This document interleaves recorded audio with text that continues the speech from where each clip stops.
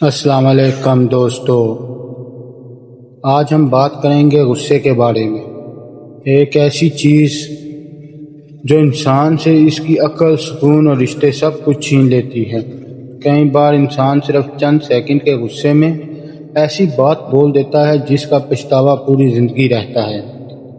ماں باپ سے بدتمیزی، دوستوں سے لڑائی یا کسی اپنے کا دل توڑ دینا، یہ سب اکثر غصے کی وجہ سے ہوتا ہے۔ اسلام ہمیں غصے کو کنٹرول کرنا سکھاتا ہے۔ ہمارے پیارے نبی صلی اللہ علیہ وآلہ وسلم نے فرمایا، طاقت وہ نہیں جو کشتی میں دوسروں کو گرا دے، بلکہ طاقت وہ ہے جو غصے کے وقت اپنے آپ پر قابو رکھے۔ سوچیں، اگر انسان اپنے غصے پر قابو پا لے تو کتنے جھگڑے ختم ہو جائیں گے، کتنے گھر بچ جائیں گے، کتنی دوستیاں ٹوٹنے سے بچ جائیں گی۔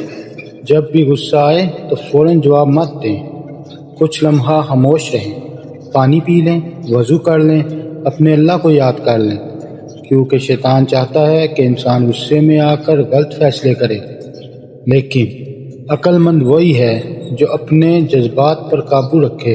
یاد رکھیں، ایک لمحے کا غصہ سالوں کی محبت ختم کر دیتا ہے۔ اس لیے معاف کرنا سیکھیں، نرم لہجہ اپنائیں اور صبر کریں۔